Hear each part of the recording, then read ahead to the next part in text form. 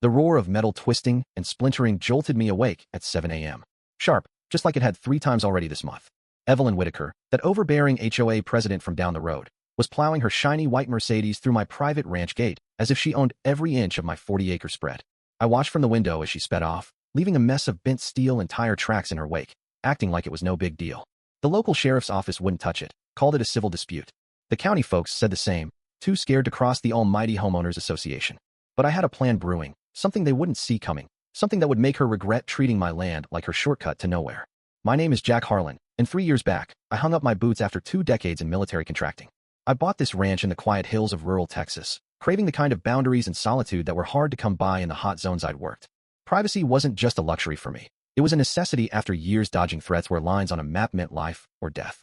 That morning, surveying the wreckage at my gate, I saw the damage was deliberate. The main post was mangled, creating a gap wide enough for her luxury SUV. Flecks of white paint from her Mercedes mingled with the shattered metal on the cattle guard. The tracks showed she'd been probing my setup for weeks, ramping up her assaults like a calculated campaign. This wasn't some lost driver taking a wrong turn. Evelyn had timed her hit for early Sunday, knowing I'd be home to get the message loud and clear. Ramming the gate instead of sneaking through the fence? That was pure power play, a declaration that she called the shots. I sipped my coffee and assessed the scene like old times, reading the attack patterns from my military days. She always came from the east, favoring high-impact strikes over subtle pushes. The scratches on the posts revealed her testing weak spots. Evelyn operated like folks who'd never faced real pushback, backed by her HOA clout that made local officials look the other way. The sheriff had washed his hands of it, saying HOA ties ran too deep in this small town. Challenging them was like signing your own pink slip if you needed permits or business approvals. But Evelyn had slipped up by showing her hand, her timing, her methods, her smug confidence. That morning's stunt was meant to break me, but it handed me intel on her profile. Bullies like her always circled back when they smelled victory. As I headed back to the house, my mind shifted to strategy. This wasn't just about fixing a gate anymore. It was a low-key war over boundaries. She declared my property fair game for her whims. Fine. I'd turn her entitlement into her undoing. The fix needed to look innocent but pack a punch. Legal, effective, and hidden until she triggered it herself. My experience taught me that the best way to handle aggressors was letting them hoist themselves with their own rope. She'd revealed her approach angle, her schedule, her zero caution. Staring at the twisted gate one last time, I knew she'd be back. And when she was, she'd learned some lines aren't meant to be crossed without consequences. 3 days later, the rumble of engines signaled round 2. I was mending fences in the back pasture when I heard them. Evelyn's Mercedes leading 2 more fancy SUVs. My instincts kicked in.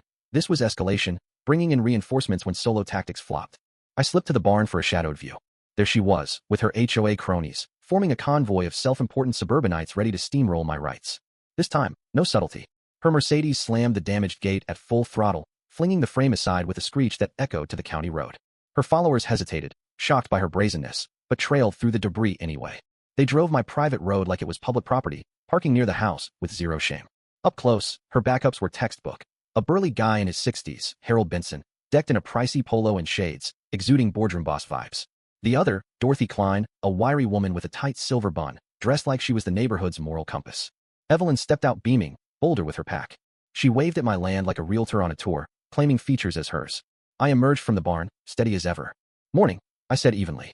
You're trespassing and just vandalized my gate. Time to go. She turned with a smirk, flipping open a folder like it was gospel. Well, if it isn't Jack Harlan. I'm Evelyn Whitaker, director of the Oakwood Estates Homeowners Association. We're surveying this disputed easement. Thorough, aren't we? No dispute here. I shot back. Private land, marked clear. You've wrecked my gate twice. Leave, or I call the law. I held up my phone, knowing the sheriff's reluctance, but bluffing anyway. Harold puffed up, folder in hand. Mr. Harlan, I'm Harold Benson, Legal Compliance Officer.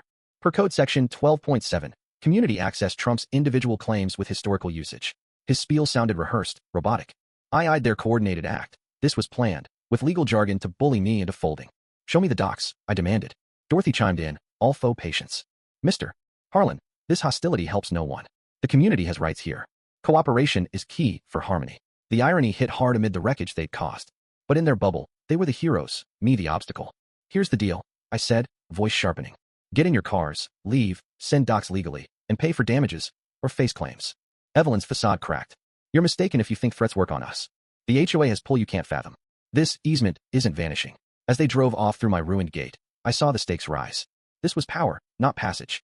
She'd brought witnesses for court leverage, but exposed her playbook. Resources, justifications, untouchability. Her hubris would be her Achilles heel. A week on, Evelyn switched to paper warfare. 3 official vans pulled up, not her, but a pro inspection crew with gear. From the barn, I watched them poke along my fence, snapping pics like detectives.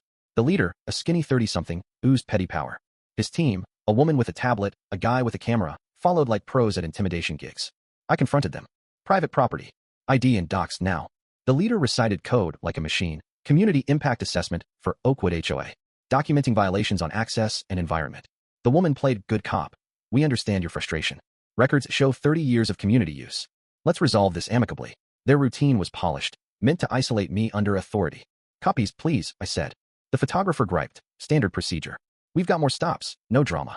This was mind games, scrutiny to wear me down. But it revealed Evelyn's depth, pros, gear, fake legitimacy. She aimed for sustained siege. 5 minutes, then you're out, I commanded. They packed up, snapping pics of me for records. Watching them go, I knew she was in for the long haul. Time to counter with something she'd trigger herself. The next Sunday, the engine roar was fiercer. From the kitchen, I heard the crash, metal shredding violently. Outside, Evelyn climbed from her Mercedes, grinning at the chaos. Concrete chunks, steel bits, her paint everywhere. She snapped photos like a trophy hunter. Evelyn, that's felony vandalism on camera, I said, pointing to my new setup. Court's gonna sting. She laughed. You don't get it, Jack. HOA resources dwarf yours. You're the lawbreaker blocking access. Show the docs, I pressed. She clutched her folder. I owe you nothing. This is enforcement. Small town rules differ from your military dreams. Her slip, admitting power over law, sealed it. She'd escalate till broken. I measured the site. 10-foot opening. Her 7-foot wide car, always right-hugging. Predictable aggression was key. I'd build a mobilization, not harm. Legal, self-inflicted evidence. That night, undercover, I started. To outsiders, gate reinforcement. But really, a trap tailored to her. Dug anchors, welded converging rails, 7.5 feet entry narrowing to 6 feet. Buried, camouflaged with matching wood and landscaping. Invisible till triggered by her speed and path. Testing showed it flawless, normal drivers safe, aggressors stuck. Her choices would doom her. Sunday at 9:45, her engine growled. From the porch, coffee in hand, I watched her crest the hill at 40 miles per hour. Neighbors out, Mrs. Jenkins walking her lab, the Millers jogging, perfect witnesses. She looked smug, seeing reinforcements she'd smash. Her Mercedes entered smooth, then physics hit. Rails guided, undercarriage locked. Engine revved futilely, dust flying. She panicked, shifting gears, no escape. Neighbors filmed the spectacle. I approached casually. Morning, Evelyn. Trouble with that community route? She screamed. What did you do? This is entrapment.